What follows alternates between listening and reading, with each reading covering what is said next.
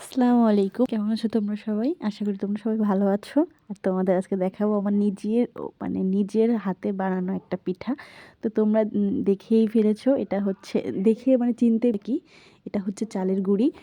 এটা সবাই তোমরা চিনতে পারবে, হয়তোবা জানো না এখনো আমি কি বানাবো। পিঠাটা হচ্ছে ২ অক্ষরের নাম। সেই পিঠাটাই আজকে বানাবো, কিন্তু পিঠাটা বানাতে যে এত কষ্ট আসলে আমি বুঝতেই পারি নাই। একদম ফার্স্ট টাইম আমি একা একা পিঠা করব। আসলে কেউ আমাকে আজকে বলেছে কেউ আমাকে কোনো হেল্প করবে না, আমি নিজেই সবটা করব, দেখি পারি কি না। কারণ যে পিঠাগুলো আমাদের এখন পর্যন্ত শীতে ৪-৫ বার খাওয়া হয়ে গেছে, তারপরও আজকে খেতে মন চাইলো। আর ফ্রিজে গুঁড়া ছিল, আমি বের করে করতে দিয়েছি। এখন পিঠার ছাঁচ আর হচ্ছে পাতিলে পানি দিয়ে এটা ভরে রেখেছি। এখন এই মাটি দিয়ে পিঠার আমি আটকে দিব, কারণ যাতে হাওয়া না বের হয়। আর দেখো জাতি দিয়ে আমি গুড় কেটে নিব। আমি জাতিটাও ধরতে পারতেছিলাম না, দিক দিয়ে ধরবো, আসলে আমি জাতি ধরতে পারি না, কাটতে পারি না সুপারি কোনো কিছুই। এখনও শিখিনি, শিখতে হবে, যেহেতু আমার শাশুড়ি মা শ্বশুর আব্বু পান খায়, এই জন্য। তো এখন আমি গুড়টাকে নিতেছি। তো এখন জানো সব খেজুরের গুড় সব জায়গায় পাওয়া যায় না, আর এটার অনেক দাম। তো আমরা হচ্ছে একদম যেখানে বানাই যে বাড়িতে, সেই বাড়ি থেকে কিনে নিয়ে এসেছি। আমাদের খেজুরের গুড়টা অনেক ভালো হয়েছে, ভালো পড়ছে, যেহেতু আমরা বায়না দিয়ে এসেছিলাম এই জন্য। তো এখানে খেজুরের গুড়গুলো কাটা প্রায় হয়েই গেছে, কষ্ট হলেও কেটেছি।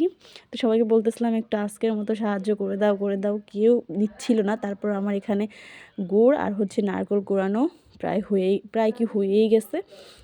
খেজুরের গুড়টা মনে হচ্ছিল আমি সুদাই খেয়ে ফেলি, তাও অনেকটা খেয়েছি। আর এই হচ্ছে চালের গুঁড়ি একটু লবণ দিয়ে, আমার এতটাই নার্ভাস লাগতেছিল যে হয়তোবা আমি পারবো না।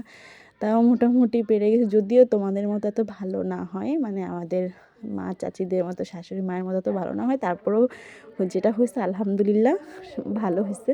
তো এখানে হচ্ছে চালের গুঁড়োটা আমি করতেছিলাম, একটু ভয়ে ছিলাম। তো চালনা দিয়ে একটু চেলে নেব, কারণ যে ভাপা পিঠার গুঁড়াটা একটু চালতে হয়। মোটা পানি বেশি হয়ে গেলে মোটা হয়ে যায়, আবার পানি কম হয়ে গেলে গুঁড়া থাকে, এটা পরিমাণ মতো পানি দিতে হয়। তো চালনা দিয়ে আমি প্রথমে চেলে নিচ্ছি।